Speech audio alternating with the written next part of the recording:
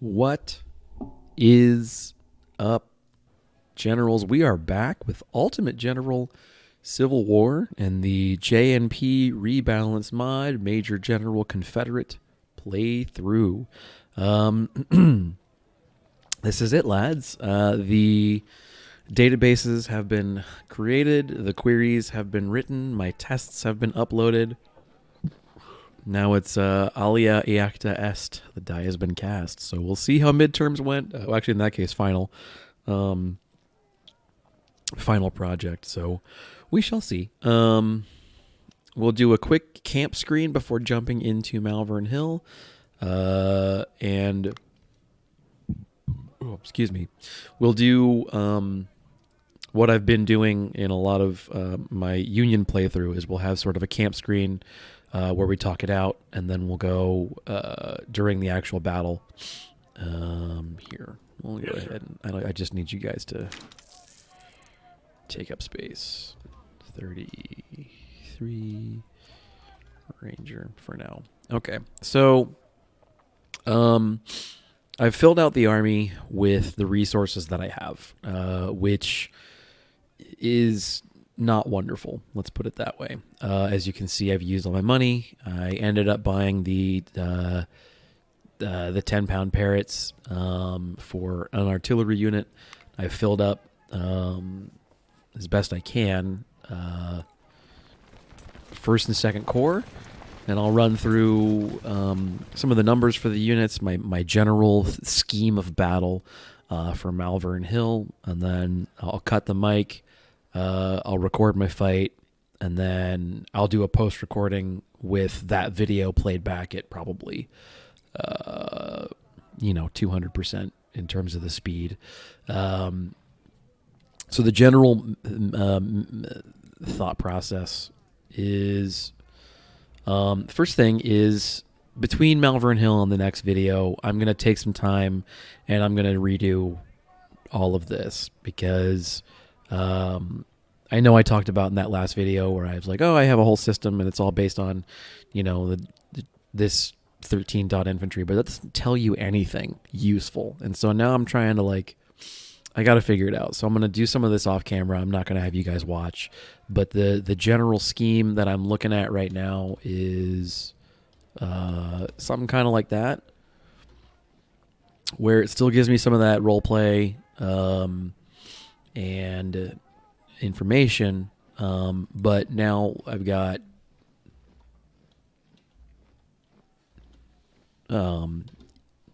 larger macro signifiers on top of the units.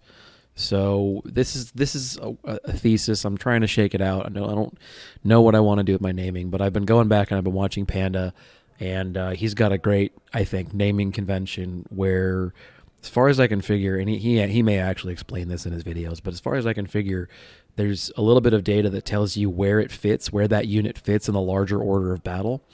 And then it talks about, I think in his case, he's got what their weapon is, I'm pretty sure. And I like that. That's a good system. So ultimately what that shakes out is, I'll just do this as sort of an example. I know it's getting kind of repetitive, but hopefully you can kind of get what I'm getting at.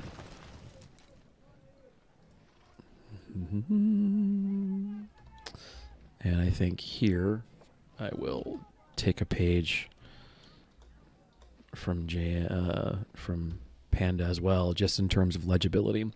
So the thought process now, when I'm looking at the field of battle, is, what did I talk about in the last video? I need to know at a glance what that unit is, and I've really struggled to try and keep divisions together. I noticed in the course, so if you're watching my Confederate playthrough and you didn't watch the Union playthrough, I can't assume that viewers of this series have watched that series. In the course of the Union playthrough, Something Compass, wonderful viewer, great contributor. If you check out his channel, you're going to see some of the best play of this game I've ever seen. He mentions that in his anecdotal experience, he notices that division commanders in his play die less, when an entire division is kept together. And I mean, I obviously can't prove that, right? But it certainly bears. I mean, anecdotally, it lined up for something compass. And towards the tail end of my Union campaign, I made a more concerted effort to keep divisions together as well. And it worked. I've got no clue why it shouldn't. The game doesn't track division commanders in terms of the way they move. Panda Kraut in one of the posts actually did a wonderful job laying out the math that sort of calculates when and if an officer will die, and then whether it'll be a division commander. And essentially, the short version is if a unit is shot at for a sufficient amount of time, so a long enough volley, it triggers a random die roll, essentially, and that percent chance die says, is an officer damaged? Yes, no. If yes, it keeps going. So if no, the chain stops there, obviously. If yes, then it says, is the officer killed or wounded? I don't know which of these two calculations occurs first, so I will let him fill in. But one of the two happens, and then the other one happens after it. So it says, is it the unit commander or is it the division commander? One or the other. And then the next question is, are they wounded or are they dead? And again, this is all percent chances, and I'm sure somewhere in the LUA I can look at the files and learn the percentages or whatever. And I don't care enough. It's just sort of like, oh, it's good to know kind of the loose rules of how it works, even though I don't know how the game calculates those numbers. So the rule for me is I want to keep some degree of naming convention. I want the naming convention to be some degree of vaguely historic or real world. I want the naming convention to allow me to keep that role play flavor of I can track the career of 19th Infantry, and I want that to tell me something useful about the unit in looking at it. I have discussed that I've stopped caring what kind of rifle it has as long as it has a rifle. That's all I care about. And the differentiator for me is infantry versus militia, is whether you have a rifle or a smoothbore weapon. And even there I'm sloppy about that, so that's part of it too. So we'll leave first rifles as they get to keep that name, because they were my first new unit after I deleted everything that had the wrong perk. So the thought process is, now I'll look down and I'll see I-1 or I/1 all through here. So all I got to do to find first corps, first division, is look for the I1s. And then the numbers on the end of the unit are mostly just so that I can remember them or know who they are. And then later on, if a particular unit is particularly heroic, I can say 5th Infantry, for example. Let's say that in this battle, 5th Infantry is particularly crucial in, I don't know, taking the flag or some shit. I can say 5th Infantry, I nominate you as guards, and I can give them, the Heroes of Malvern or whatever.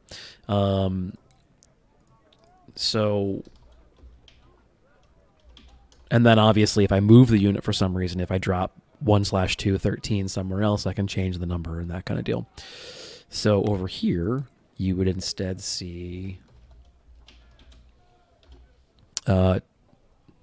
Roman 2/1/-12th Infantry. So essentially, I don't know, I'm assuming this is probably from Napoleon's era, why corps are given a Roman numeral appellation and then divisions are given the more traditional, what kind of number is this? Aramaic? Or, like, I know the modern numbers that we use came at some juncture from a derivation of Arabic, but I don't know, kind of who came up with first, right? So I means 1 in Roman numerals just because of the way that they did their language. Okay, cool. But we use something vaguely similar, but we throw the ST on the end there. So I don't know where that came from, where linguistically first came from. So corps get a Roman numeral appellation, and then divisions are given 1st, 2nd, 3rd division, so forth and so on. Now, where this breaks from history is that historically, more often than not, the brigade would never have a number. There was not a 19th Infantry Brigade. It was Toon's Brigade. It would be referred to as the name of the commanding officer, Toon's Brigade. A number of armies actually use this methodology, and it can be confusing to us reading from history, because what happens if John Toon dies, or what happens if Ross Bristow dies, or they get promoted? Now all of a sudden, Toon's brigade becomes Robertson's brigade, as just an example. So historically, this does break faith. 19th Infantry would more likely be applied to a regiment, or rarely a battalion. Although I've read that nominally on paper, most regiments did actually have a battalion structure, but unlike the British model where there is a first, second, and third field battalion, and then a fourth battalion that is the finger quotes here headquarters battalion that stays in the rear and handles most of the admin functions. Most regiments in this era were of a single battalion, and so therefore battalion and regiment were they were functionally interchangeable. So let's go ahead and keep doing this while I'm talking. I'll just do first and second division. I'm not going to make you guys watch all that breakdown, but you get kind of what I'm going for here. And one of the things that's cool about this game is that, like, really it's all just kind of how you want to do it. So this is what makes sense to me, but we keep talking about how you can build the army you want and probably win the war with it. So this is the army I'm running, and let's talk about it. So we've got 3 solid divisions, and this situation down here is just because I can't afford some of the things. 3 solid divisions composed predominantly of a solid core of CORE of 12 infantry brigades at nominally 1,250 men in strength. I can't afford to buy more MJ&Gs, so 26th Brigade is stuck at 957 soldiers.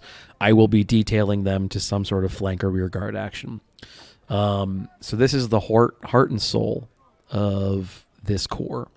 Every division has attached divisional artillery with an intention of being an even split between counter battery or mid-range artillery and close order infantry support artillery. So the by now famous 1st Artillery murder machines are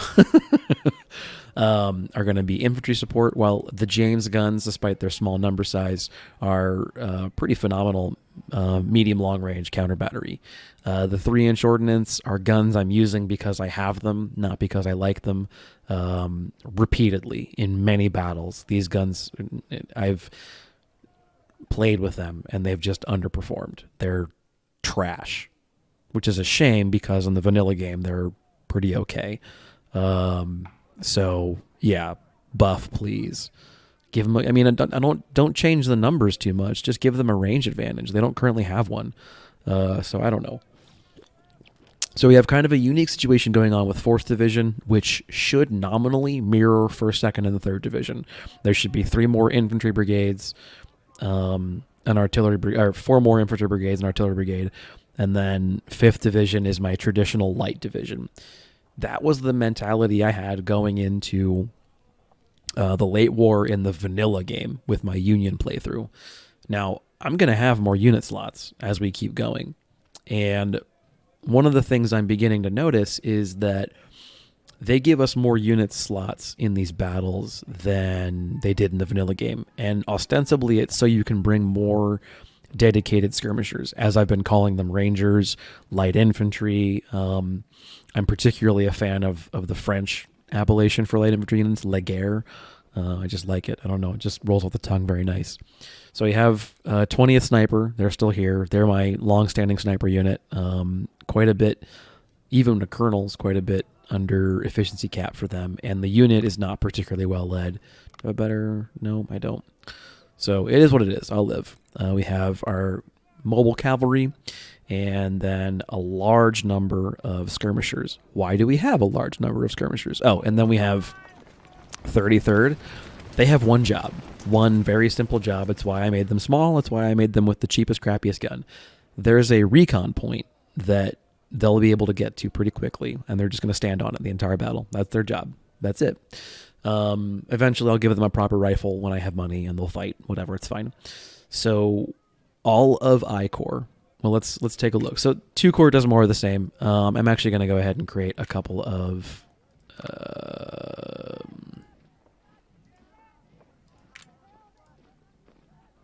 I have 2 slots, right? So let's go ahead and level someone up. Nope, we've used all of our... Yeah. So this is what I'm naming them now. Green infantry. We're going to go ahead and create some more green infantry. And we just need... These guys are cheap, and their job is to stand there and take hits. It's sucky. It's not great. So I gotta... And this is the other thing, is I'm actually going to sit down with Excel and mock up a TONE, because I did this shit in the Union playthrough too, where I had the same number twice, and it's just embarrassing to me from an organizational perspective.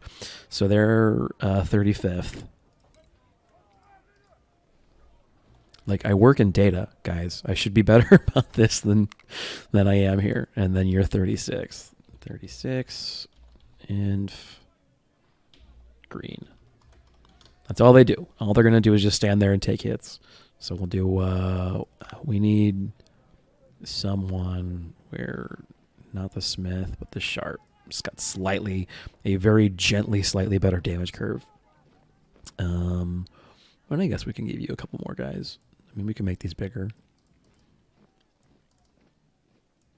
300 is too big, because this is the original damage curve, where anything above 275 runs into efficiency penalties. All right, and 37th.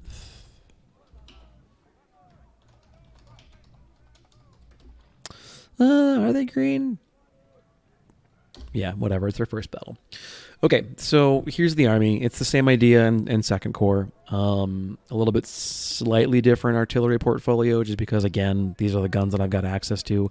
A smaller sniper unit. And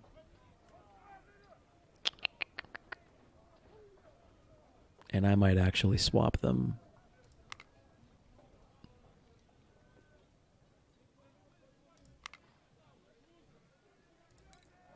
No, it's fine, actually. Okay, so yeah, every dollar that I had left over was dropped into the supply. I played a little bit of this as a trial run last night. It did not go well. And so we're here to record round 2. Let's talk about... we took a look at this a little before. Elite brigades and recruits, right? Yeah. And it ends up being basically they break even, but they grow in strength. So... The Union Army in this battle is going to be 50,000 soldiers. Holy shit. I Corps comes in the second wave. All right. And they're too big, so I should go back and delete some units. All right. That's fine. We can have a conversation. So when you start the battle, you start... yeah, I'm actually going to want to do that, aren't I? Okay. So you... start with like maybe this to play with. So you don't have any of this down here.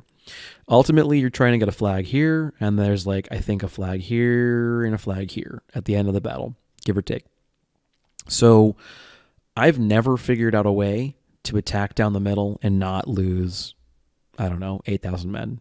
I just can't afford to. I can't afford to as a Confederate commander in this game. I just can't do it.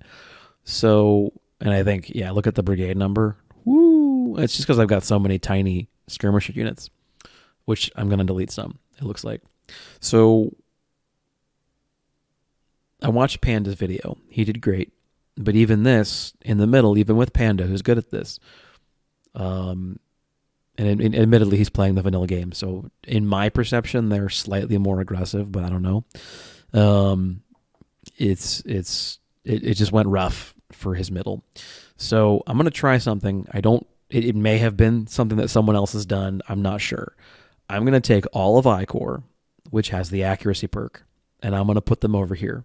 And we're just going to keep on expanding our front down here until I have access at the very later stages of this battle to this crossing over here. At which point, we're going to continue to shell the Union with our artillery and everything else and try and cause casualties, trade effectively, see if we can't bait a few of them into trying to cross the river. Please, please, please do that. And then we're going to cross over here, take this territory, and at the same time as that's happening, I Corps, who has the speed perk, they're going to come in here, they're going to come around the river. We're going to have to kick 1 or 2 units that are guarding this crossing out, so that's why I've got the larger sniper unit. and some of the other good units. And we're going to come in, and basically the Confederate army is going to push from this direction up, and we're going to kick the Union out of the field. That's my theory. That's what I'm going off of as a plan or a thought process. I have never been able to figure out a way to make this portion of the battle not a meat grinder for the Confederate army. So I'm going to try this. This is an experiment. We're going to try basically coming in hard on the flank. All right, what can I cut? Well, I know we don't really technically need all this stuff, so we can cut you.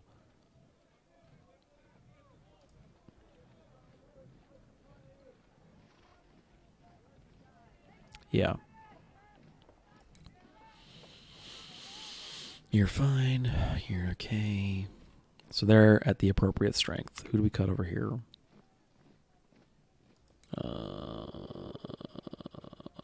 Yeah, I guess it's got to be you, right? I don't think I can even afford to create a third corps right now. Yeah, so it's got to be 35th. All right. So now we're at 24 and 24. That's all fine. Someone else will stand on the recon point for 2 corps. Like I said, same battle plan.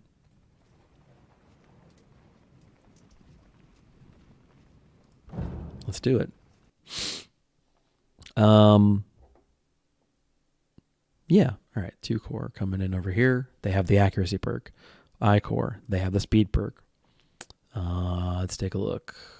So they lost, Jesus, knocking out those 2 units, pulled out 2,000-ish men from their army. Wow. That's nuts, dude. Okay. Slightly more infantry, which makes sense. On I corps, slightly heavier artillery focus, again, makes sense. Take a look at 2 corps. A lot more light infantry and a lot more cavalry compared to none. So that's the thought process. They're going to have time in the first half of the battle to get into position over here on the north side of this road, engaging against the farm right about there. 2 corps will come in. They're going to have to do a lot of maneuvering to get in place. So that's why I've got light infantry and cavalry to screen the rest of this army. And we'll just go from there. So I'll see you guys on the other side. I'm not going to do... well, I might do day of post commentary. We'll see. In the meantime, though, I'll see you guys in a few seconds as far as you're concerned. And this is Fiasco for the time being, signing out.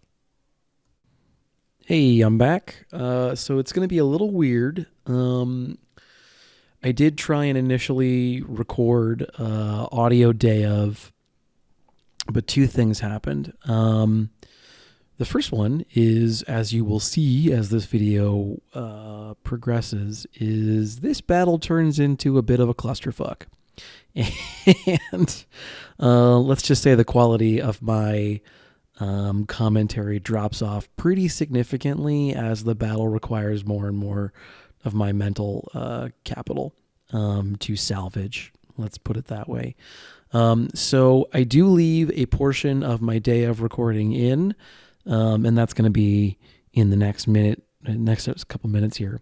And I do that because I felt that in the moment I did a better job discussing my plan for the battle than I would likely do here in a post commentary, especially now that I kind of like secretly know, or not secretly, now that I like know how it's going to go. So what I'm doing here is I'm just lining the army up by division, with all of my skirmishers in front, and I'm going to approach a position down here on the extreme screen left, Confederate right, and I will do that in column of division down. So broad strokes, the plan works, but it needs some tweaking. So I'm on to something here, but I'm not sure if this is the way to approach this battle. It needs some tweaking, and there is something that I will discuss in the course of the battle vis-a-vis the behavior of cannon that drives me up the wall that it's in the game, and this may it may signal the end of this playthrough, if depending on how efforts to salvage the army go in the following battles. But pretty soon here, I'm going to kick back into day of audio, and then I'll let that play out, and then I'll take back over. And the day of segment's about 10 minutes long. So see you guys. We'll go back in time, and I'll see you guys day of in a second here. And then, like I said, I'll see you again in a little bit.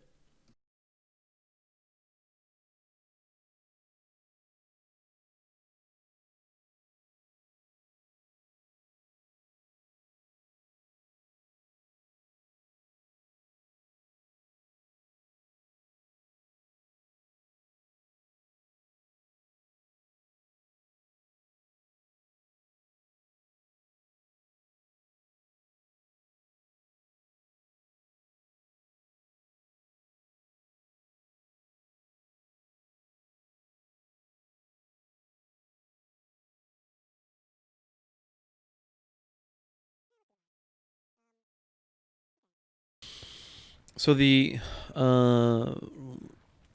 risk of doing this strategy is that down here I'm firing uphill.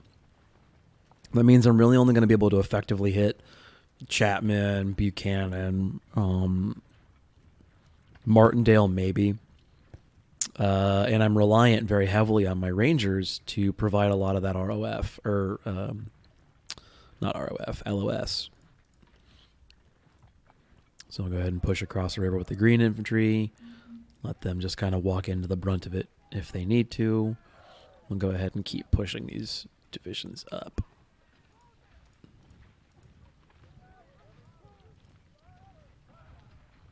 And they're fine.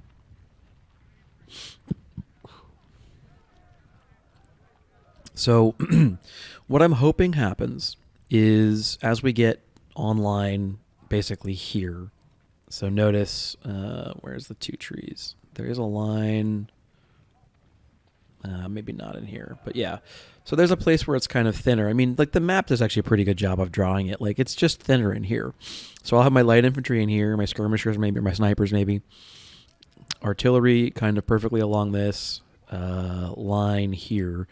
And I'm just going to hope to draw more and more of their forces away from everything over here to try and meet the foe, meet me. Now, at the moment, in the beginning part of this battle, it is without a doubt going to be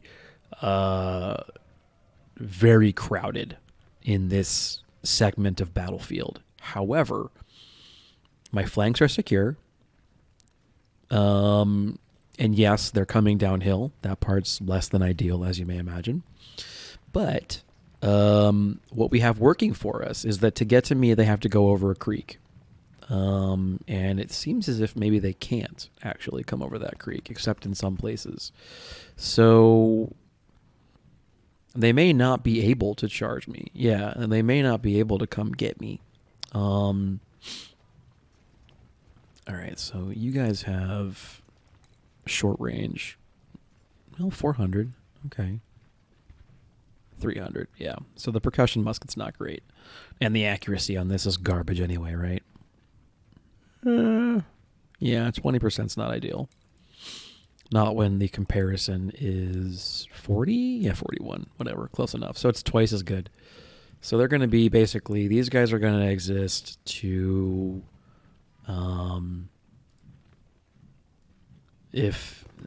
stand right behind the line of battle, essentially, and provide musketry at very close range to chargers. Let's go ahead and do this 2x2. So now what I'm doing is just getting everything set up. And I'm aware that there's a risk this isn't particularly like sexy or fun to watch, because there's a lot of setup here that isn't terribly interesting to actually watch go down. And I completely respect that.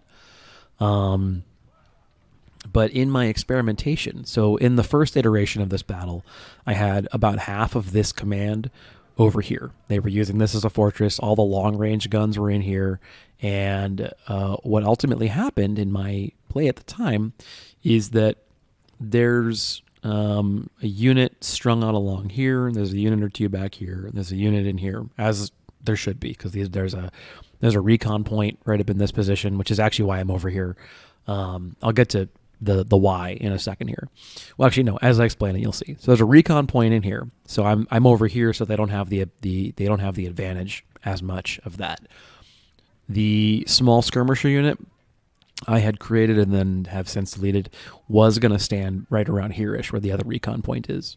I have experimented with putting snipers or cannon up in here in this spot, because if they're faced this way, if the predominant focus of their army is over here, then this is a natural flank.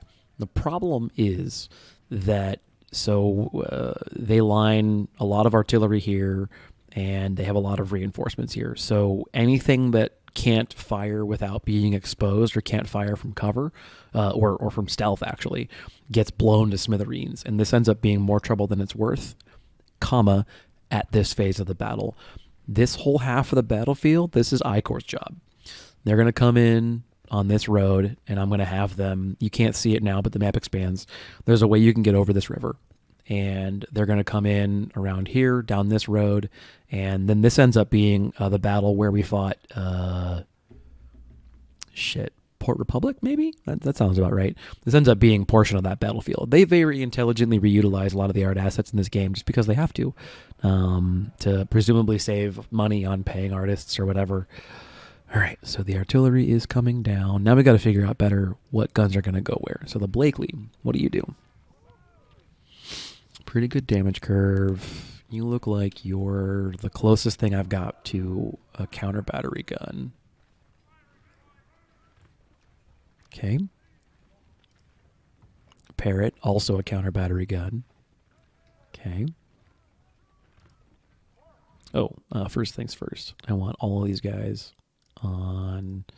I don't want them blowing our cover until we're ready. So we do, at some juncture, want to, is that all of them? At some juncture, we want to go ahead and pull the proverbial trigger. But we don't want to do that just yet. So let's go ahead. We've talked about, you have orders. You're a 10-pound parrot. You may have orders, but just to be sure, put you there. Another 10-pound parrot. Excellent. Great. And the Blakely. That's a good counter battery package right there. I like it. 5. Oh, good. Excellent. We'll put you right. Where can they cross? They can cross right here. We'll put you right there. And listed as 6-pounders, actually 3-inch ordnance. Good to know. That means we don't want you. We want you about maybe here's probably good. That's about medium range for them. What else we got? Oh, okay. Yeah, horse artillery, Napoleon battery, same deal. Right up in the grill. And then we're gonna want. What are you doing? Oh yeah, you go down there. Okay, that's fine. We're gonna want more infantry.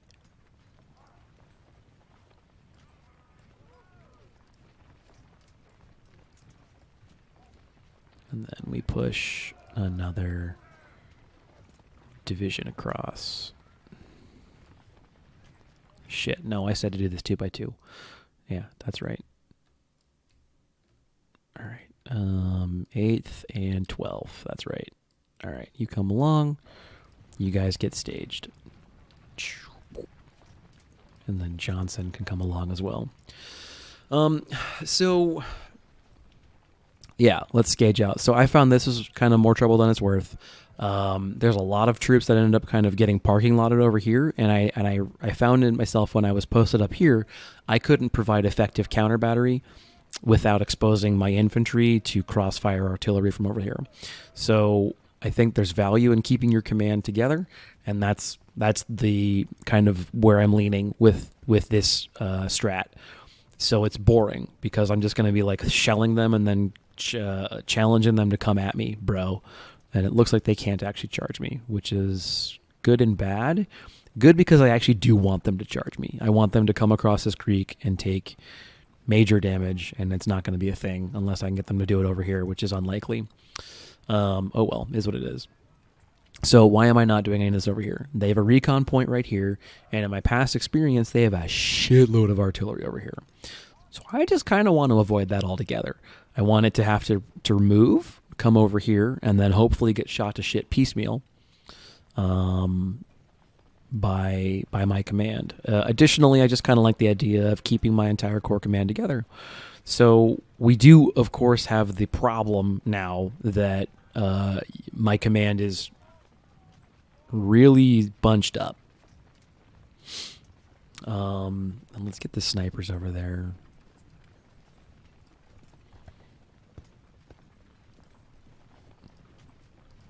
One of you two can stay out here. You, because they can't see you. We'll get some more units shooting at shit, basically. So I want to go ahead and pepper the crap out of these with cannon and dudes and guns and all kinds of fun stuff like that. And then hopefully get them to try and come at me. That's essentially the idea. Get them to try and come at me out of their trenches or whatever. And I also want whatever units are over here to leave their defensive emplacements and come over this way. That's ultimately what makes the second wave, which is ironically I-Core, so powerful, is hopefully the hope. And I can't stress this enough. The hope is that when I-Core gets online, because it will take a minute to get everything over here, they can cross with a minimum of opposement. So they'll be opposed. There's going to be troops over here waiting to guard the bridges and stuff. But hopefully they can cross. And then once they're over, once I-Core is in position, we can smash the Union command between two core. In the entire time, in the interim here, they're taking losses the whole way through. So I'm just going to have, looks like 2nd Division, kind of just wait along this back wall. So we're back again with post commentary. So one thing that I regret about this situation is I don't have the ability to separate the audio file of the game, musketry, and everything else, and then the sound of the marching, and then from my commentary. So I do have the file split. I'm not going to get into how OBSS handles all this stuff, but there is a way to do it, and I think I have it set up, but I'm not yet able to figure out how to pull out just the audio talking track versus the in-game recording track. There's a way to do it in OBS. I've mostly got it figured out, but it's damn near a week after I've recorded this, and I haven't figured it out yet. So we're just gonna we'll figure that out in the future. So the opening of the battle generally goes pretty okay. This is actually going great as far as I'm concerned. I pull some of these artillery guys a little too far forward, and I pay for that with losses early on. There's some stuff about that's messy. I struggle getting things where I want them to be and everything like that. But at the same time, the snipers do a bang up job. There's only 119 of them, and they get damn near 1,000 kills this battle, and they take like 10 losses or whatever. It's fine. They're great. The artillery does a good job kind of scaring these guys off the river. It turns out they can't actually cross the river short of a point north near where the Napoleons and the snipers are. So that all kind of just goes great. This opening move, this goes gangbusters. I think that this is great. This is the best opening for this battle I've ever played, because I've continuously tried to attack the center from the north, and I keep on just not being sure how to do it. And this battle is a meat grinder. There's just no way around it. Once the 24 pounders get online, things are going great. So, well, you can see me trying to talk about like where I think, where the 10 pounder should be shooting and a bunch of other crap. So I'm trying to figure out like the best way to do this, make it efficient and all that kind of thing. I've got a segment of the cannons exclusively on counter battery work, and then a segment of the cannons exclusively on infantry mulching work. And the objective, I think I talked about it earlier a little bit, is I did talk about it. I talked about pulling more and more and more of their forces over here, and then B, I think I also talked about whittling down the Union Army. So the Union Army is large, as you can see, and their units are easily twice as big as mine. And that's fine. That's fine because we're firing from a good position. That's fine because they have to cross a river to get to us. We've got cover, and though we are firing uphill, they've got none. And so all of that works out great. I have some abortive efforts to try and get some sharpshooter fire on Whedon, whatever, the 359-man battery to the far north of the Union position, relative to the screen. And I fail to really get someone up there, unfortunately. But what I do experience in the course of this portion of the battle is that the counter batteries are really quite good at their job. It takes a minute, obviously. Counter battery fire is not exactly fast or really immediately devastating, which is unfortunate. But they do a great job. They do a phenomenal job. Over the course of this battle, the counter battery units do simply excellent. They neuter Union artillery in all of 2 Corps, and then later on I Corps' longer range units just do a wonderful job smashing the shit out of Union artillery. And then the infantry support guns, which are 3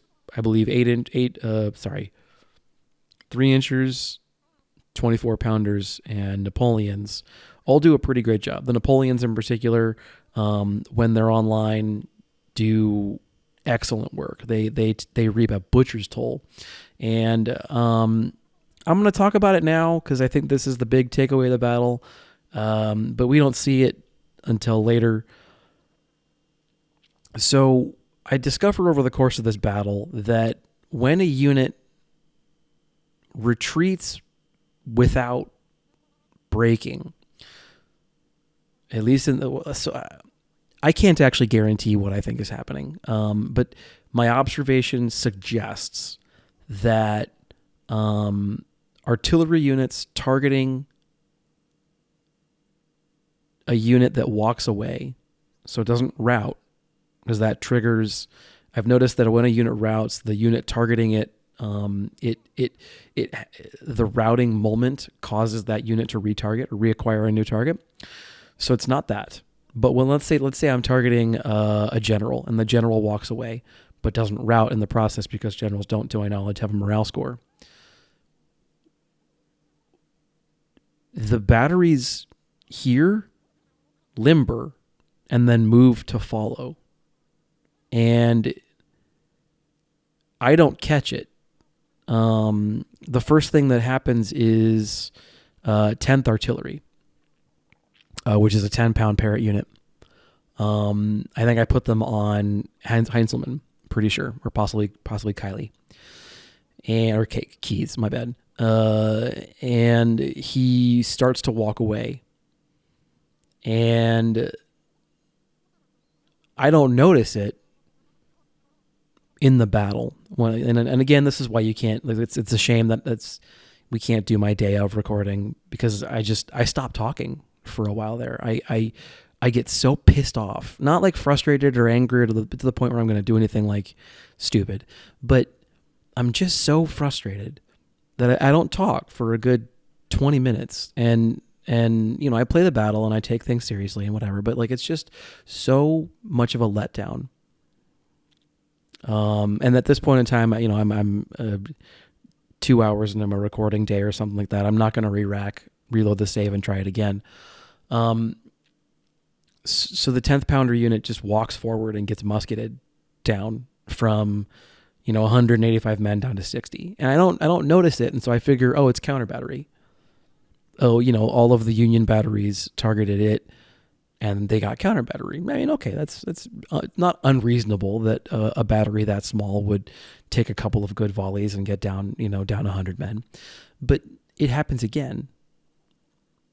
My Napoleon unit and my 24-pounder unit, both of them do this shit because their range is so small. They're on a unit, it routes or walks away or whatever, and they waltz happily out of cover into musket range, and they get decimated. At the major general difficulty level, the Confederate Army cannot afford to lose 12 Napoleons, let alone 8, I think, 24-pounders. We just can't afford to take those kind of losses. Like it's campaign cripplingly bad. Is how that is. You know, if you've watched my series, you remember I played for a little while the vanilla version of the CSA campaign, and I lost a battery of Tredigers at Ambush Convoy. That was a painful loss. It was frustrating because it was like their weird route engine kind of sent them in a direction that didn't seem logical, but sent them nonetheless into a small battery of 4 Tredegar guns that nearly immediately shattered. You can recover from that eventually. And I can recover from this too. I'm just not entirely sure I want to. I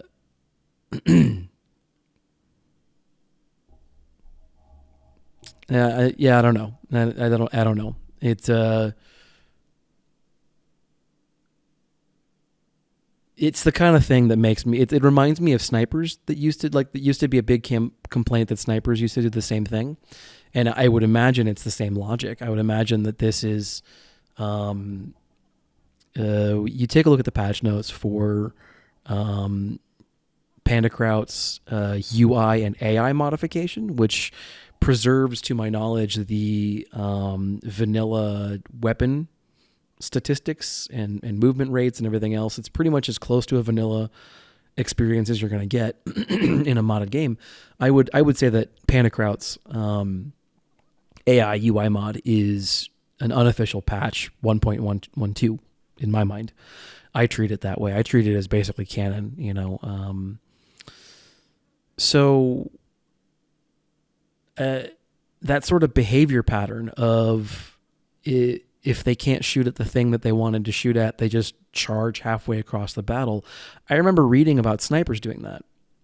And I remember not using snipers in that era because I was just kind of like, that doesn't seem like it's worth the hassle.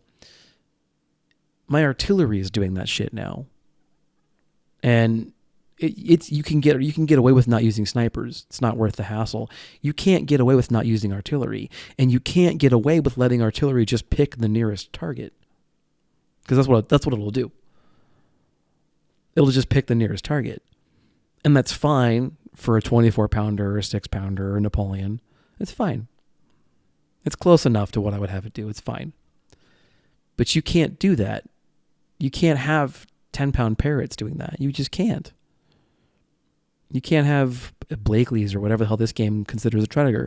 You can't have anything long range, just targeting the nearest unit, or you're not getting your money's worth. And if I have to babysit every gun through this whole campaign, that's rough, man. That's kind of a hard sell.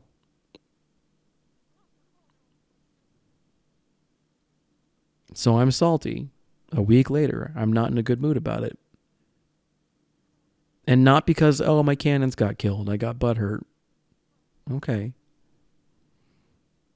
A lot of this series is experiencing on video this mod. I think there's a lot of excitement there's a lot of excitement in the community that I perceive about this mod. People are like, oh, it's exciting. I see a lot of pictures on the subreddit that seem to be of this mod because the ranges are longer and white, or outlined in a white cone shape, and the numbers on the screen would generally suggest to me that likely I'm looking at the rebalance mod. So I think there's a lot of excitement about the rebalance mod, and I want to continue to caveat that by and large, my experience of the rebalance mod has been incredibly positive. There are things about this mod that I love. There are things about this mod that I would like to see tweaked back towards the vanilla values. And I guess let's talk about that, because as you can see, there's nothing going on the screen. This is part of the other reason that I'm doing post post-recording commentary is the day of recording is kind of boring. My strat, I think on paper, is sound.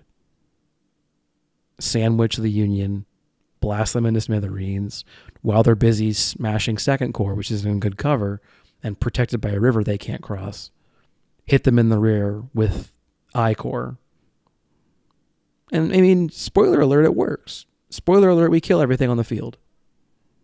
We destroy the entire Union army.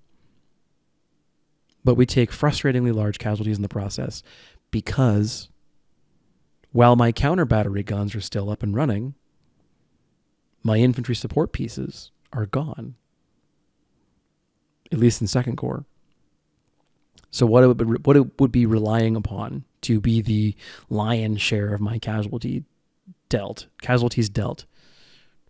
in my 24-pounder unit, and to a far, far lesser degree the Napoleon unit, they're gone.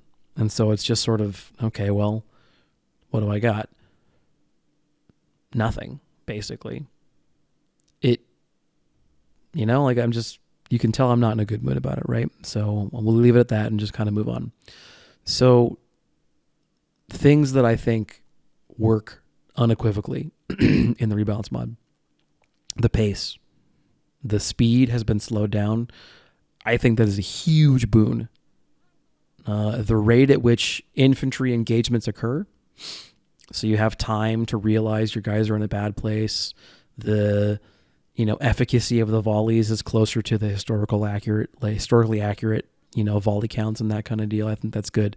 So the rate at which combat generally occurs, the speed, the distance, the movement, the plotting, way you have to maneuver your army, I think that's so good. The army is not some, finely tuned war machine. It is a clumsy plotting, maneuvering element in this game because brigades are slow as shit. They take forever to get where they're going. You can't just cast your troops into the wind and see what happens. You have to have a plan. And very often, if that plan's not working, you often just need to suck it up and kind of push through, because you don't have time in the game. Even with the generous time they've given you, you don't have time to redeploy effectively.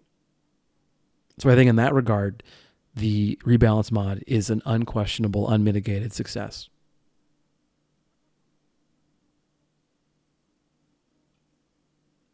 By and large, I think the guns are fine. They're fine.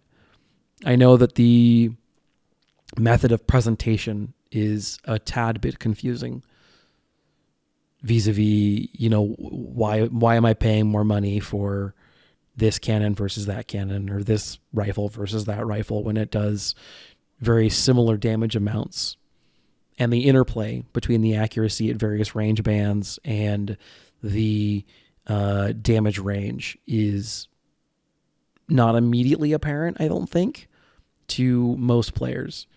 It took a little bit of time to really suss it out, but I think it's brilliant. The way that you present, the authors of the mod present to the player, this is the range of damage each rifle will do, modified downward by accuracy penalties, obviously. So if a musket does between 4 and 5 damage, let's just say that'd be a great musket, by the way. If a musket does between, I think a far more normal value would be like 2.6 to 5.2, right? Like, so you can get almost double damage, theoretically speaking. You could roll all the way up to the 5.2 range, modified downward by accuracy penalties, and then whatever other crap is going on in the math there, efficiency, marksmanship, or what, accuracy, whatever, with trades, all that kind of crap. That's all part of it too. The damage curves, I think, are actually, I like them. I like that the fights are a little bit more drawn out. I like that it's not a devastating volley that completely wrecks a unit when you fire at it with green rookies with 1842s. I think that's great. I think it's fantastic. I'd like to see cannon ranges a wee bit longer. They feel kind of short. Off camera, I'm playing a Union playthrough at MG, and river crossing is a real bear. I've got 10-pound parrots, and they can barely reach the Confederates at the other side of the river. And I know that Panakraut says in the comments that the aggressiveness is not tweaked. But that's not lining up with my experience. I don't know if the AI's not as aggressive because I have more dudes, or because there's more cannons, or they perceive something as being better supported, or I can't just tweak it out with skirmishers like I used to do. And admittedly, Something Compass is better than me, but the AI does not seem nearly as aggressive as my remembrance of a vanilla game is concerned.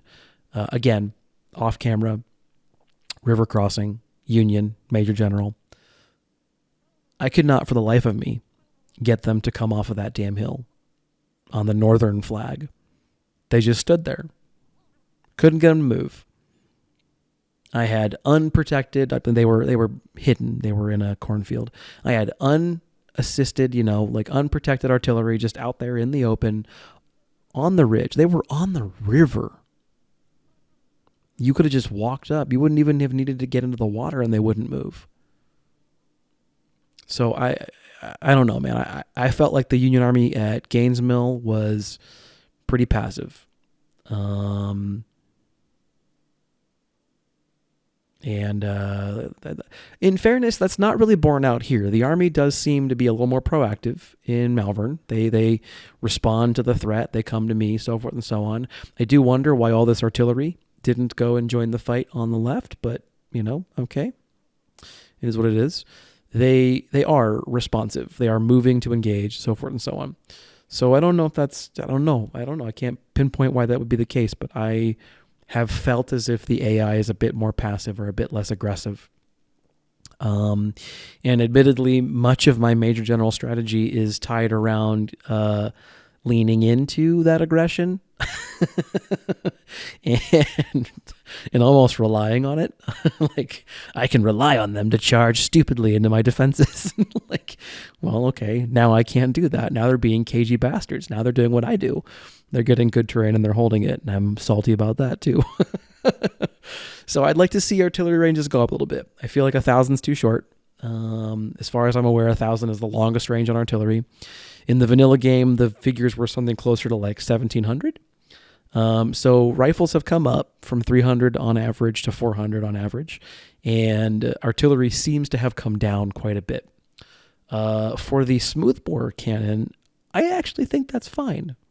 I think that's actually good. That's a great way to do that, like differentiation of what makes rifled guns so good is they can shoot to 1,400. They can shoot to 1,500. And I'm not saying go back to the vanilla numbers. I'm just saying kick them up a bit. 1,200, 1,300, whatever. I don't give a fuck. Pick the number, but higher than it is.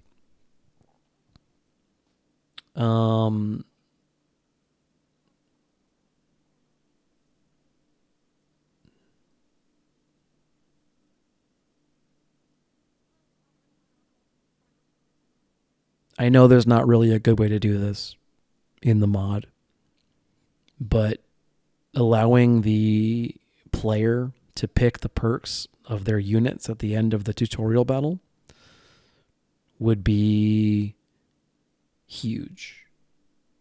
Because as it stands, I'm just like in my off-camera game, I just continuously re-roll until I get the perks I want. I just continuously... I start the campaign, look at my perks, quit. Start the campaign, look at my perks, quit. Start the campaign, look at my perks, quit. And then eventually I get what I want, maybe. Or I get frustrated and say, fuck it. So the issue I have there is the perks are so game defining that units, like in my mind, it's accuracy or go home. Like,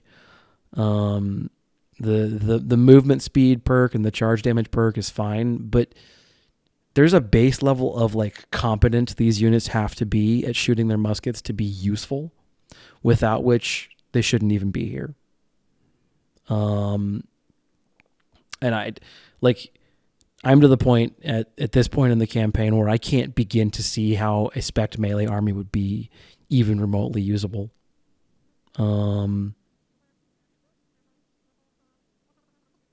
Oh yeah, so tweak downward 6-pounders. they're stupid. Yeah, like I know that one's coming. That one's obvious. Some of the damage curves need to be tweaked a little bit. Give the 3-inch ordnance some love, for Christ's sake. That gun is the most useless piece of garbage on the planet. It doesn't do anything. It doesn't shoot fast. Doesn't hit well. It's not very particularly accurate. The range isn't very impressive. The fire rate's meh. It's just trash. It's utter trash. But the Confederate Army has them in spades, so I have to use them. Give the damn gun some love. I don't know how, but give it some love. More damage, faster fire rate. And if it's not supposed to be a counter battery gun, that's fine. But it's a rifled cannon. Give it some kind of range advantage. Make it usable past a certain range. I don't know. As much as I hate to say this, maybe tweak downward the horse artillery perk, or alternatively tweak upward the speed of artillery. The native speed of artillery. Right now, my personal opinion is that see, they okay. Here's where I lose my shit. The Napoleons are already gone. The howitzers have come forward and been musketed to the point now where I have no control over them. And I'm trying to get them to come back, but they're going to get musketed down into the dirt before I have a chance to do it. So now I'm running my men to body block. The 10-pound parrots are doing the same. And I'm pretty sure I had them targeting a general. I mean, I'm pretty sure I was trying to snipe a general. So, maybe that's on me for being, not a gentleman and just firing at the line trooper. I don't know, man. But, yeah. I about lost it. Man, I didn't, lose it. It was just, I about gave up. And they're gone. Yeah, there goes the 24-pounders, too. So I've got the parrots and I've got whatever else. I can't tell you how frustrating that is. And the fix is easy. The fix exists in the UI AI mod.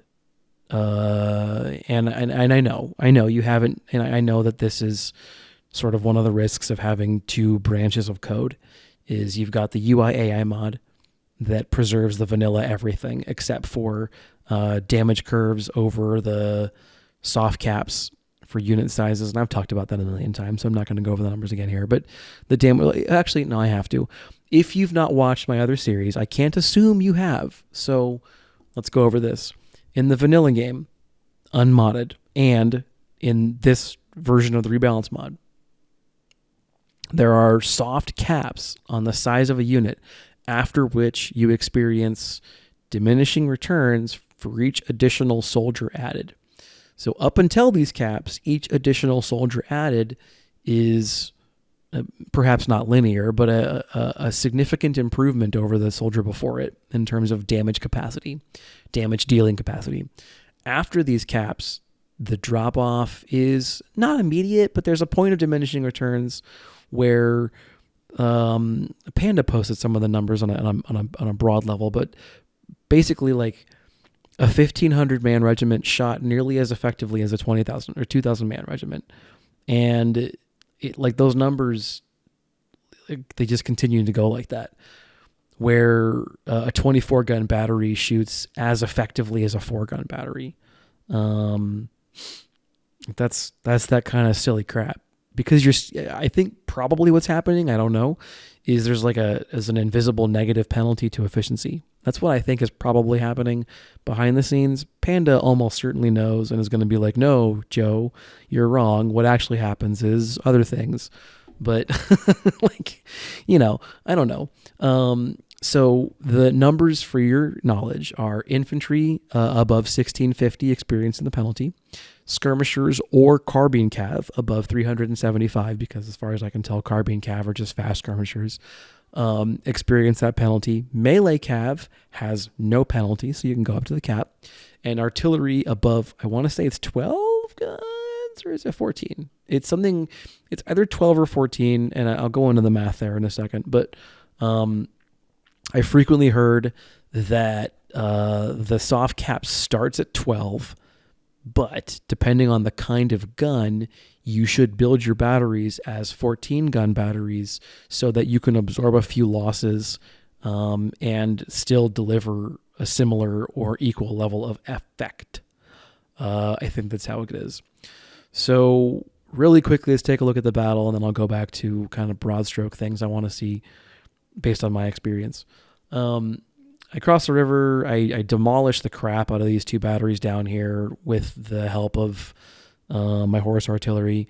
Their artillery, their counter artillery just gets shot to pieces by, depressingly enough, 6-pounders with the horse artillery perk.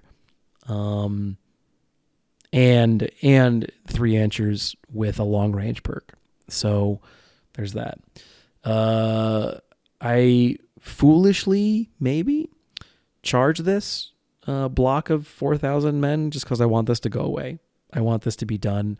Because I've currently got 6 units tied up over here. I want this finished. I also want the hussars to get some more kills. So they do gangbusters here. Look at this. It's just rocketing up. It's like watching, a stock or something. So we capture the supplies. We murder the ever-living bejesus out of these 2 units. But, as usual in a melee that goes along, they get tired. And once that exhaustion kicks in, the efficacy of these units as offensive levers starts to drop off real quick. So another thing is I would take a look at making some of these things surrender a little faster. It's like pretty clear. There's not really a good way out of there for that unit. You're surrounded. You're being run down by hostiles who are murdering you at a rate of 10s per second. Just call it a day. There's not one group of soldiers on the planet that I can think of that would be like, yep, this seems fine. Let's keep it up. I mean, what? We're at 600, 700 now. I charge another infantry unit in there, and they're just fine. They're cool with it. This is great. It's fucking Tuesday. Who cares? It's fine. We don't like any of these guys anyway. So we're getting more and more and more of the infantry online. And we have this swarm of skirmishers as part of I-Corps' kind of component. It's what I could afford, basically. And they're trying to trade on flank damage. So like the 3 units firing at one brigade can't possibly hope to stand up, obviously, to that one brigade. But the thought is that 3 units putting a pretty consistent rate of fire, unless they all kind of, it's not volley fire from brigades is what I'm getting at. A brigade of, say, 1,500 fires at its rate of fire, and that's it, right? So I'll get to that, back to them in a second. Here's the fault. This is where my plan falls apart.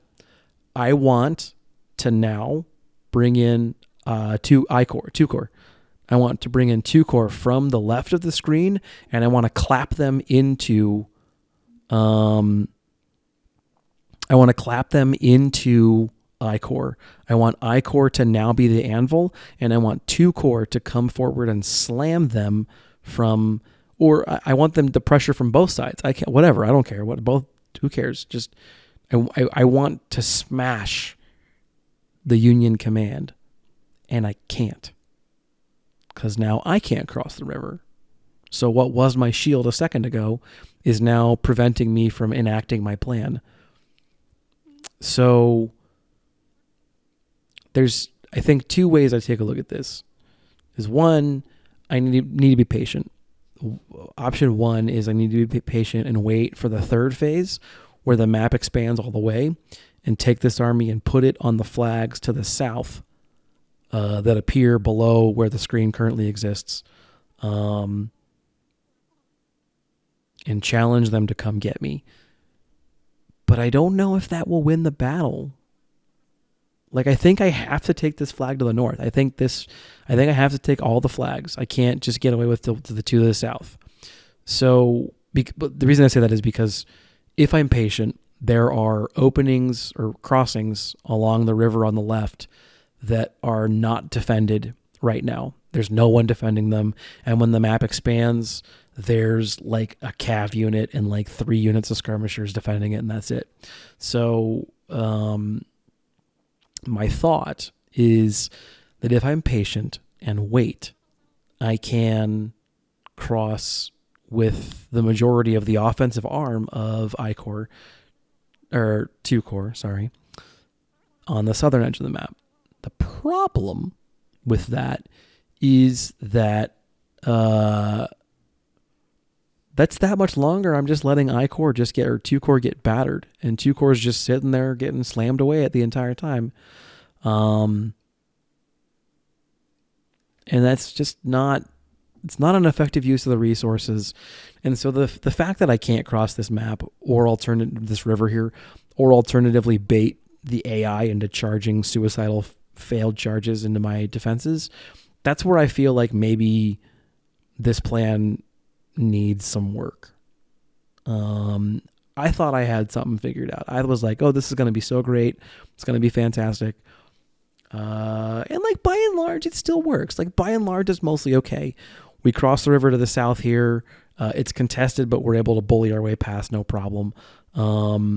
But see, this is where it falls apart. The second part of it now is I'm now engaged in an open field battle against the Union, who still somehow has artillery superiority. Or alternatively, my infantry destroying guns are dead. Grumble, grumble, salt, salt. And because I can't cross safely with the elements of 2-Corps that would support I-Corps, I can't effectively attack. All they have to do is stand along that flag. And I gotta, the impetus is on me to kick them off. So what's my takeaway here? How do I approach this battle differently? Takeaway outside the fact of the artillery behavior. Let's say that gets patched, and between now and when you're playing this battle, the artillery gets patched, or the skirmishers get patched. They release, Rebal Mod 1.25, and they bring in the changes to skirmisher and artillery behavior. Where, if I'm not mistaken, what basically happens is if the target leaves the current position from position X, which is where unit is currently deployed, and unit can deploy or can shoot at targets Y, Z, and A. If Y, who is its current target, walks away, instead of moving to re-engage or reacquire target Y, unit at place X will just start shooting at A or at Z or A instead. And it won't even like go idle and wait for orders. It'll just start shooting at something else. And I think that that's fine. That's the way that it is in my recollection of the AI mod. It was towards the tail end of the Union campaign anyway. And I think that behavior pattern would be fine. Would be absolutely fine. So let's just say that gets patched. We got to approach this battle somehow, and I'm not 100% sure how to do it. One idea that I have is there's this copse of woods to the north and east of the recon point where Carr and Ambrose, the supply wagon and the recon point. There's a copse of woods to the northeast. And I have put snipers there and counter battery units there in the past. And I shy away from doing it predominantly because once you shell the enemy off this beach and out of that copse of woods, those units are now out of position to do anything of use. And it takes forever and a day to redeploy them. So I have shied away from putting units over there.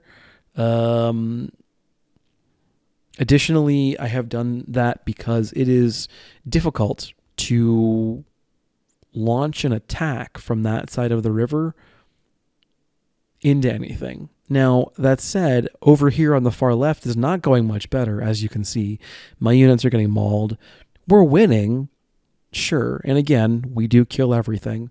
But, I mean, at what cost, right? Like, I have to balance. I have to balance enemy destruction with force preservation. There needs to be a Confederate army to keep fighting at the end of this battle. And forget, for the time being, the granary full of salt that I currently feel about those batteries. Forget that for the second.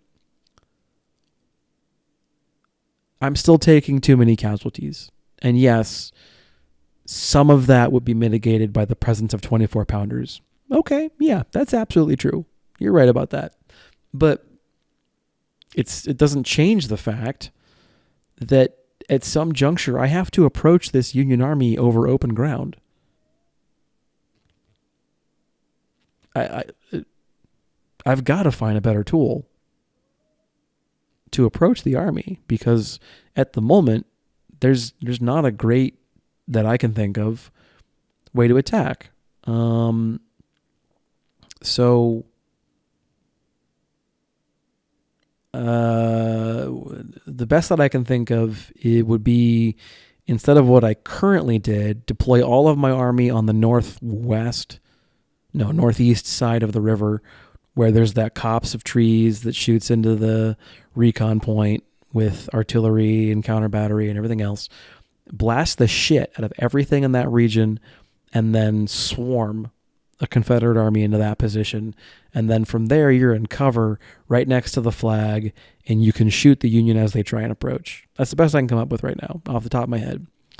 So this is a battle I'd love to fight over again, in a different playthrough. So now the map fully opens up. And this is what I was talking about when I said be patient, where I want to cross the river on the far south side and take these flags. Okay, that's a way you can do that. But the problem is that the Union army is up here, and I'm fairly certain I need this flag to the north. I can't ignore it. So, yeah, I mean, that's all she wrote. It's, it's where we're at. Now here, all of a sudden, they're being aggressive. They weren't being aggressive the entire battle before now, and now all of a sudden they are. So we have some interesting melees that occur. We have a very effective Confederate infantry advance supported by, surprise, surprise, 6-pounder artillery with the best perk, horse artillery. This is the aggression I was trying to look for earlier. They're coming swarming at me, and now, of course, I'm not ready for it. So, I can't win. Or I'm going to find something to complain about regardless. Take your pick. Yeah, so, I mean, here's the aggression I was looking for earlier, and now we've got it, which is great. So maybe an attack from the north is advisable, because once you take this recon point, they lose their shit. I don't know.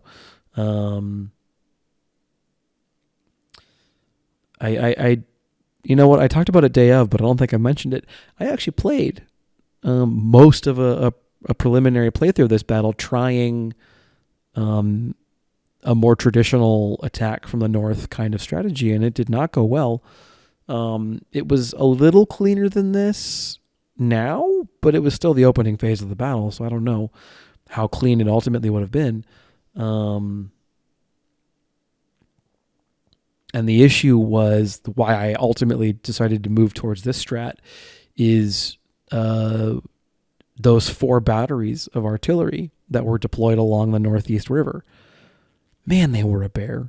And getting rid of them cost me the better part of an infantry brigade and half of an artillery battery, just through, desultory counter battery fire and splash damage from nearby units and that kind of deal. It got messy real quick. Let's put it that way. And I don't know. Yeah, I feel like I've got them boxed in pretty well now, but I still have units that are just eating it in the face, and I'm not entirely sure that that's the best way to, well, no. I know it's not the best way to approach these fights. There's got to be a better way to do this stuff, and I don't know what it is. So this is one that's, I think, still an unsolved battle. I feel like there's a lot of these battles that we have a pretty good solution for, and that's all she wrote. And at least at the rebalance level, this one's one where I'm not entirely sure. I felt as if Panda did a great job in his playthrough of this battle. He did fantastic.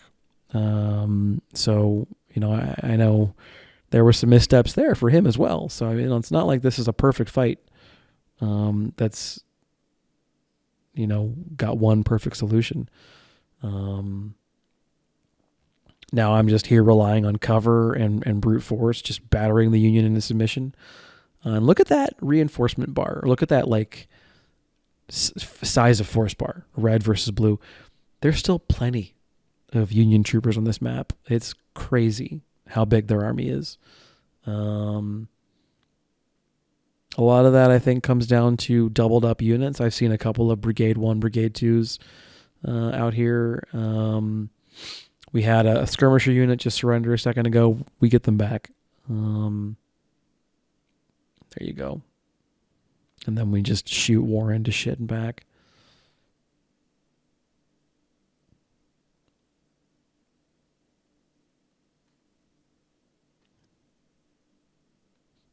But yeah, I think the rebalance mod's actually in a really great place. I know I just spent a little bit of time talking about some things that need tweaked, but yeah, bring in the AI changes from Panda's mod, and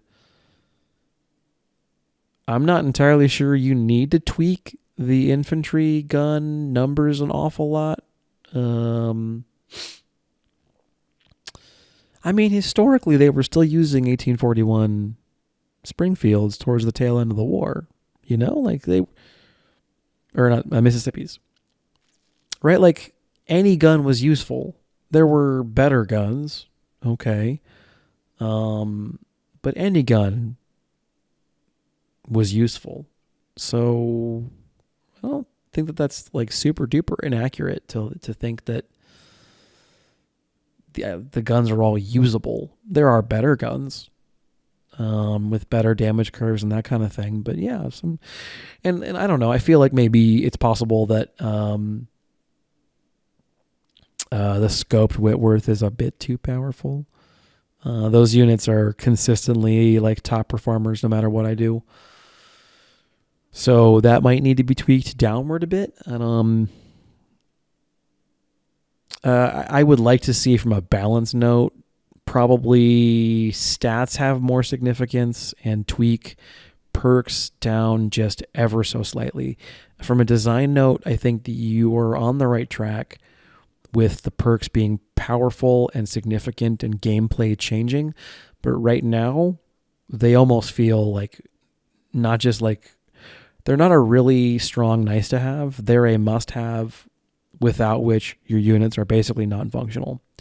And I think there's a difference there between my unit performs significantly better with this perk, and my unit can't even do its job without this perk. And I think that the accuracy perk is that important that I deleted a 2-star unit to recreate a 1-star unit so I could have the right perk. I think the accuracy perk is that important. So, there's melee is great in this game. Melee is important, but this is a shooting game.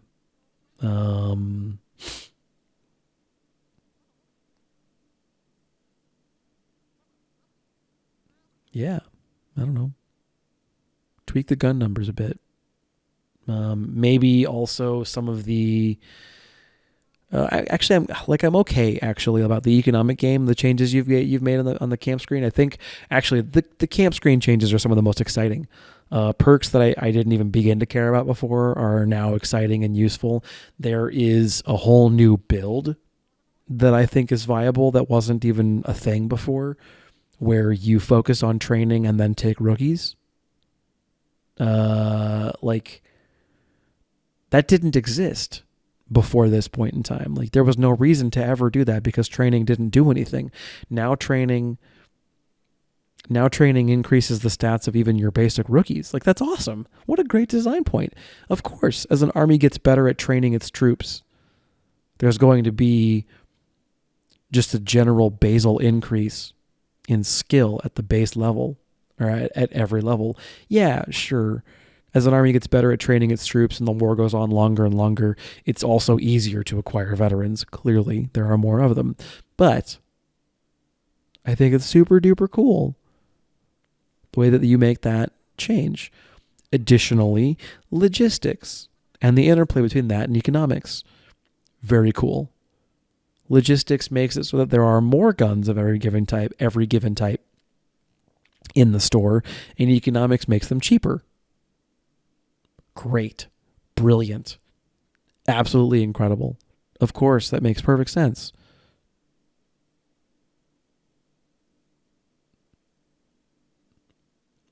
It's making me strongly consider politics because I want more money.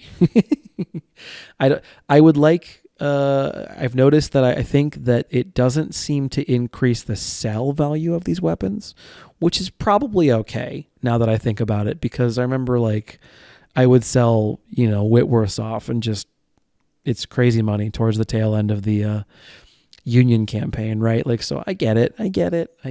But it is nice to sell off those weapons sometimes and have enough money to upgrade a unit to, the Austrian gun, who for some reason I can't think of the name of right now. Lorenz's, sorry. Wow, that was weird. I think it's brilliant. I think that's all brilliant. Recon giving every unit more spotting. That's great. I would almost turn that up. I would say 20, 20 is not good enough. I'd say 30.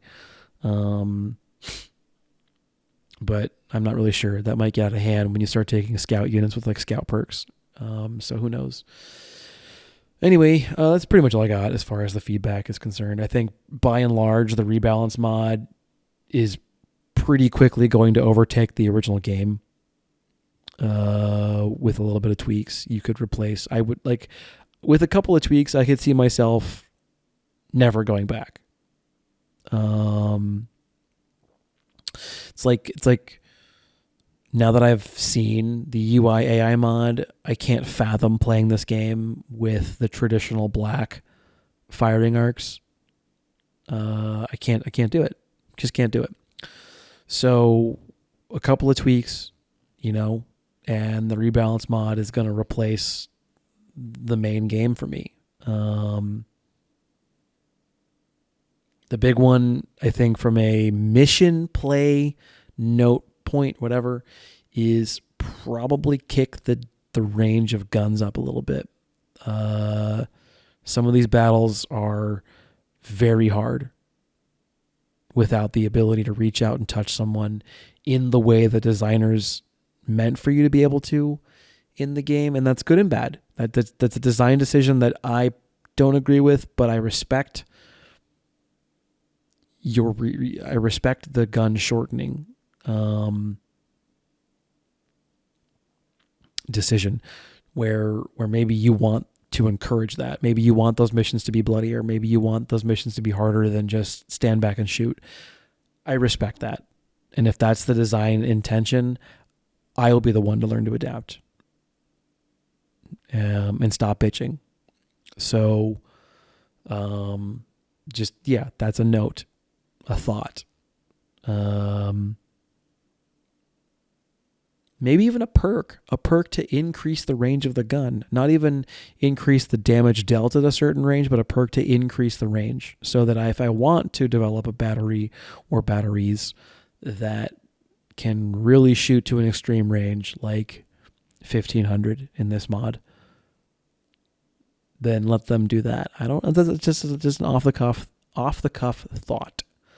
But I get it, because that's still 4 times or 3 times the value at which a rifle can shoot. And that's what I think you were probably, this is me as a player, because I know these guns did shoot farther historically. Like, historically, we take a look at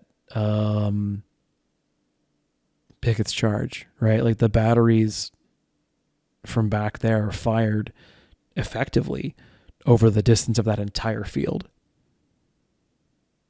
Historically, a Napoleon was said to be accurate out to a mile. So I know for a fact this game is not historically accurate. I don't expect it to be 100%.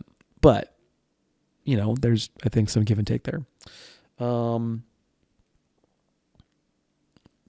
You've seen the battle go down. Essentially, I enact the plan. I sketch the plan out pretty well the day of, I feel. And I don't think I can do a better job now, so I'm not going to try. Post up on the left, draw everything to meet you on the left, cross the river with light defenses, batter away whatever defenses are there, surround the army, smash it, kill it. I mean, that part of it all works. Losing that 24-pounder and the Napoleon, that was crushing in terms of my personal morale. It's also a huge hit for the army that now lacks the ability for the elements that are posted up. Like, the whole thing is that 2 Corps was supposed to be a continuous threat, and that the Union Army would have to choose a loser's gambit. They can't turn to face the new threat to their rear, and they can't ignore the threat to their front either. So they can't ignore I Corps or 2 Corps. And right now, because I couldn't really reach out and touch them, I felt like they could pretty much ignore 2 Corps once I Corps got on the field. So, I mean, parts of that didn't go super de-duper, let's just say. We're getting into this phase now where, because the timetable that the game lets us play has been extended, we have the screen getting very dark. We're fighting, it's 10 at night now, or well, now it's 9:30 almost, or 9:15. But, you know, we're fighting well into the night, and it's late, man. It's late. It's hard to see anything. Like, I'm going entirely off of unit flags at this point. But yeah, we're at wrap up. I'm gonna do day of. I've got day of post battle. We're gonna run through that. There's a little bit of a small camp screen. And then we'll go to there. But yeah, this is Malvern Hill. It was a really brutal meat grinder, and it really always has the risk of being that, but this was one of the tougher playthroughs I've had on this battle. Yeah. Which is a shame. You know, I'm coming off of this, like, I was riding high after Gaines Mill. I was like, Gaines Mill went great. I feel as if the Confederate Army did really well. Maybe I have this particular campaign in the bag. And then I got to this fight. I'm like, oh, Jesus, maybe I don't. And then I'll be honest, my Union playthrough is not super duper great. I got fought to a draw at Bull Run. Not because, like, I took a lot of losses or anything, but I couldn't kill the Union fast enough. I couldn't kill the Confederates fast enough to kick them off of Henry Hill. And so at some juncture, the game told me it was a draw because I hadn't taken the flag yet. And now part of the issue there is my brigades were 800 men, and I had like 2 6-pounder batteries, only one of which had a star, and like, you know, all this stuff. And man, the Union and the Rebal Mod are weak. Their stats are garbage. They've got no stars. Like, woo, it's rough. it's you know, like, it's a whole different game, and it's you just got to deal with a bunch of different stuff in that playthrough. So we're gonna wrap up here. I will see you guys. We're gonna go back in time again and do the day of recording. This is Fiasco signing out.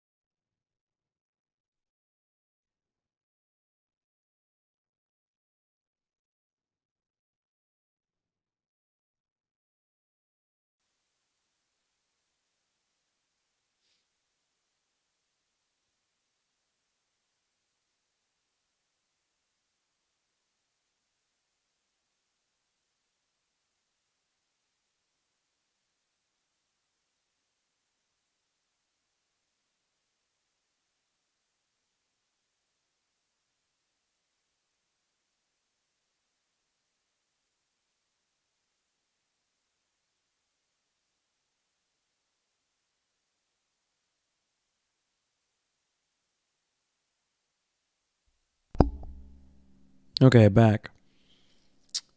This is rough. This is major battle stuff. I mean, this is, I don't know, man. Casualties are pretty rough here. I think ultimately it's probably okay, considering a lot of these are wounded. We lost one colonel, two colonels, two captains, dead. The rest wounded. They'll come back eventually. I'm not that worried about it. Colonels are also kind of a dime a dozen, so I ain't that worried about it either. I don't have an idea in my head of how experienced a colonel those guys were, but we made plenty of new colonels anyway. Plus, Rebel Fiasco picked up Major G, so that's really good. This explains a lot.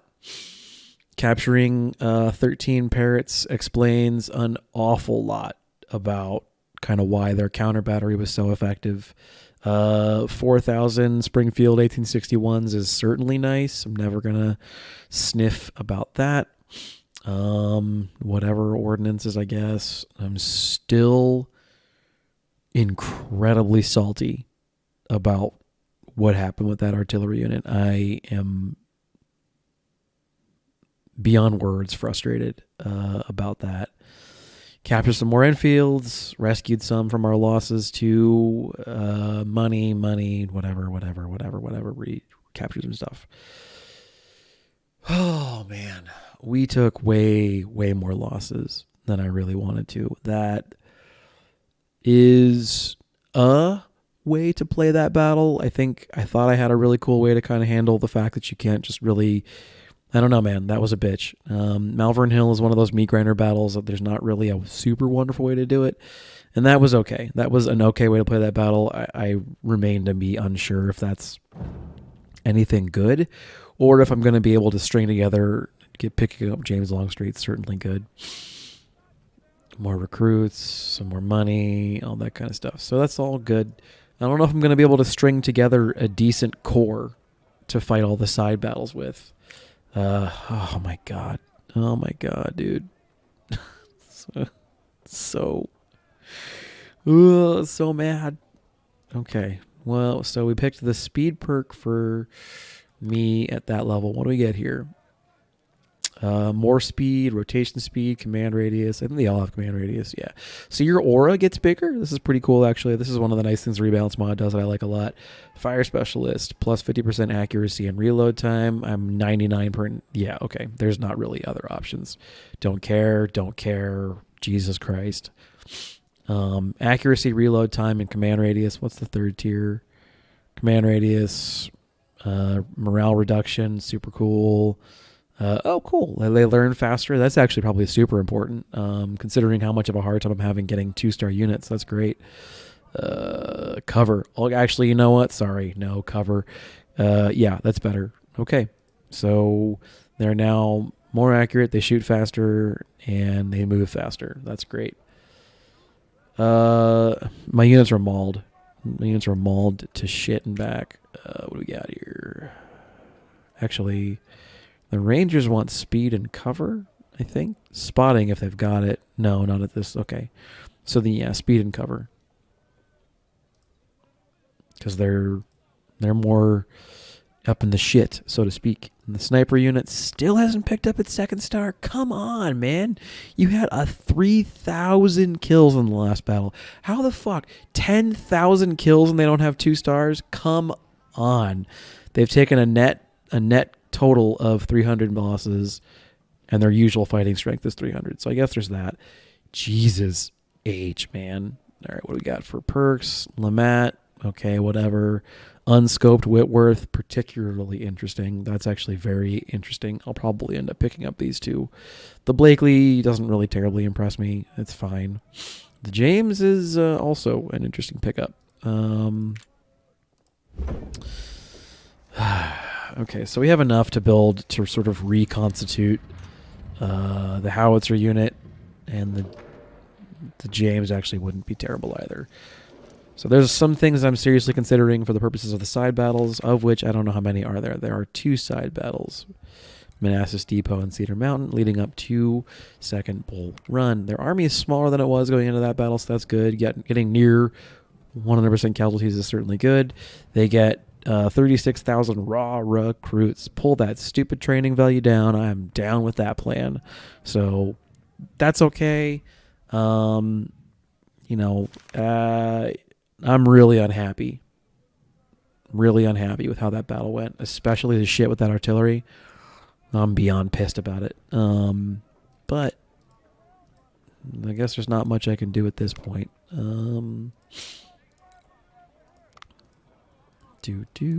Snipers. No, where is it? Accuracy and reload time, yeah. So more Whitworths of the scope variety, which is a good time. Fill them up. Having 2 sniper units is definitely going to be good. I mean it when I say I think the snipers are my best counter battery, which is not a really great way to put it. It looks like getting 1 star is pretty like trivially easy, and then getting your 2nd star seems to be functionally impossible. So that might be from a play note, like the fact that I'm at 2nd bull run and I've not gotten a 2-star unit yet is, well, never mind. He said before realizing he had a 2-star unit. So what do? Turn you into just snipers? Speed, rotation, reload time, melee. Let's just go balls deep on accuracy and see if 3rd infantry can just be, a marksman unit. The 61's actually a pretty good accurate weapon too, so that's cool. I'm going to have to rebuild this and reconstitute this and reorganize this and all that kind of crap. Let's take a look at what's coming up. 9th of August, 27th August. That means Cedar Mountain's the next one. I'm guessing it's a 1-core battle. Yeah, it's a small core battle too, so I don't got to build up too much. Oh my God. The casualties, you guys. Jesus. All right.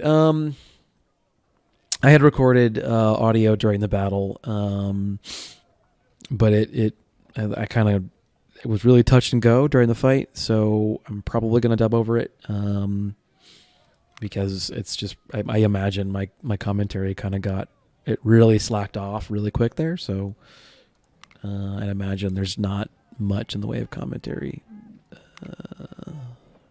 12 guns.